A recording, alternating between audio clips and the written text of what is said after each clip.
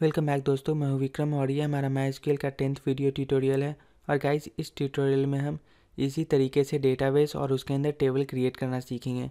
जी हाँ दोस्तों, अब तक हमने सीखा है कि किस तरीके से हम डेटाबेस क्रिएट करते हैं और उसके अंदर हम टेबल क्रिएट करते हैं और उस टेबल में हम कॉलम के अंदर डेटा इंसर्ट करते हैं।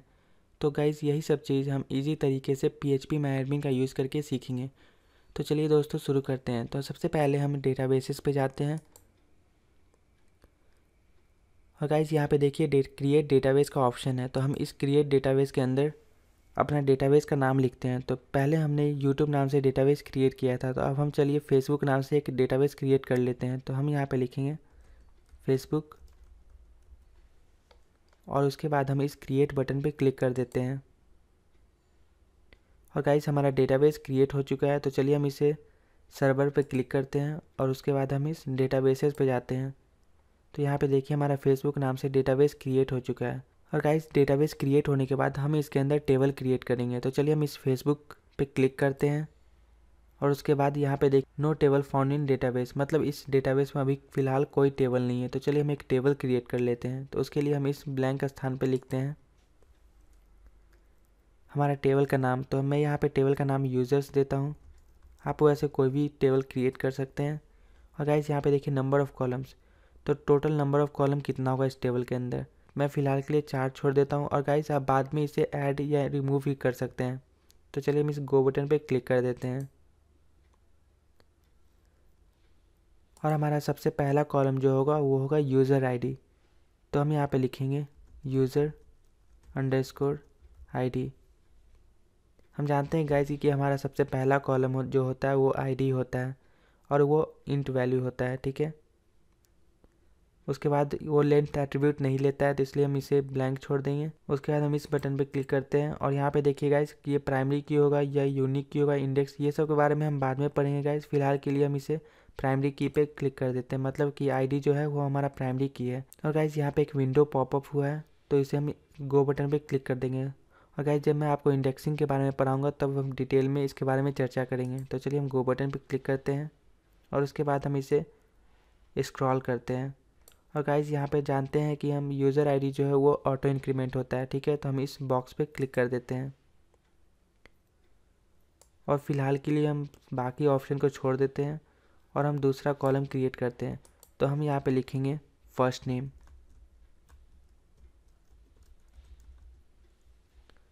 और फर्स्ट नेम हम जानते हैं कि वारचार होता है, तो हमने पहले के ट्यूटोरियल में सीख रखा है कि वारचार इसे हम देते हैं। तो हम इसे वारचार ऑप्शन सेलेक्ट कर लेते हैं और मैं इसे लेंथ वैल्यू दे देता हूँ 40। और गाइस, नेक्स्ट कॉलम हमारा होगा लास्ट नेम। तो हम यहाँ पे लिखते हैं लास्ट नेम और ये भी वारचार होता है, तो इसलिए हम वारचार ऑप्शन सेलेक्ट कर लेते हैं और इसका लेंथ एट्रीब्यूट हम दे देते हैं 40। नेक्स्ट कॉलम होगा हमारा ईमेल। तो हम यहाँ पे लिखते हैं ईमेल। और गाइस, हम जानते हैं कि ये भी वारचार होता है, इसलिए हम इसे वारचार ऑप्शन सेलेक्ट कर लेते हैं। और उसके बाद होगा पासवर्ड और रजिस्ट्रेशन डेट। तो हम जानते हैं कि हमें 2 कॉलम और ज़रूरत पड़ेंगे, ठीक है। तो हम यहाँ पे गाइस यहाँ पे देखिए कि ऐड कॉलम, ठीक है। तो हम यहाँ पे 2 कॉलम मुझे ऐड करनी है, तो मैं यहाँ पे इंक्रीज़ करके इसे 2 कर देता हूँ और इस गो बटन पे क्लिक कर देता हूँ। और गाइस, ये देखिए कि हमारा 2 और कॉलम के लिए ऑप्शन आ चुका है। तो हम यहाँ पे लिखते हैं पासवर्ड। तो हम पास लिखेंगे यहाँ पे, क्योंकि पासवर्ड एक कीवर्ड है, तो हम इसे कीवर्ड का यूज़ नहीं कर सकते हैं, इसलिए हम इसे हाफ ही लिखते हैं पास, ठीक है। और नेक्स्ट कॉलम है हमारा रजिस्ट्रेशन डेट।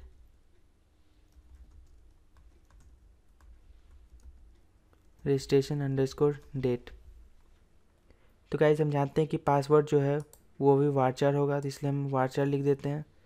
और रजिस्ट्रेशन डेट जो है वो डेट टाइम है, तो हम डेट टाइम के लिए थोड़ा सा स्क्रॉल करते हैं और यहाँ पे देखिए गाइस डेट एंड टाइम के अंदर डेट टाइम हमारा ऑप्शन है, ठीक है। तो हम इसे सिलेक्ट कर लेते हैं और ईमेल आईडी को हम लेंथ एट्रीब्यूट 60 डाल देते हैं। और पासवर्ड हम जानते हैं कि हैशिंग एल्गोरिथम का हम यूज़ करेंगे, इसलिए हम 40 कैरेक्टर का वो लॉन्ग होता है, तो इसलिए वो 40 कैरेक्टर लॉन्ग होता है, इसलिए हम यहाँ पे 40 दे देते हैं। और गाइज, इसके बाद हम सेव बटन पे क्लिक कर देते हैं। तो हम यहाँ पे देखिए सेव बटन है, तो हम इस पर क्लिक करते हैं और उसके बाद हम स्ट्रक्चर पे जाते हैं। और गाइज यहाँ पे देखिए कि हमारा user ID, first name, last name, email, password और रजिस्ट्रेशन डेट, ये सारा कॉलम क्रिएट हो चुका है। ठीक है, तो गाइज कॉलम क्रिएट होने के बाद हमें इसके अंदर वैल्यू डालते हैं। ठीक है, तो वैल्यू डालने के लिए हम इस इंसर्ट बटन पे क्लिक करते हैं।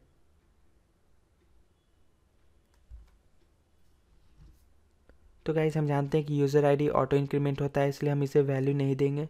और नेक्स्ट हम फर्स्ट नेम में वैल्यू देते हैं। तो हम यहाँ पे लिखते हैं, हमारा नाम लिख देते हैं, लास्ट नेम कुमार, ईमेल,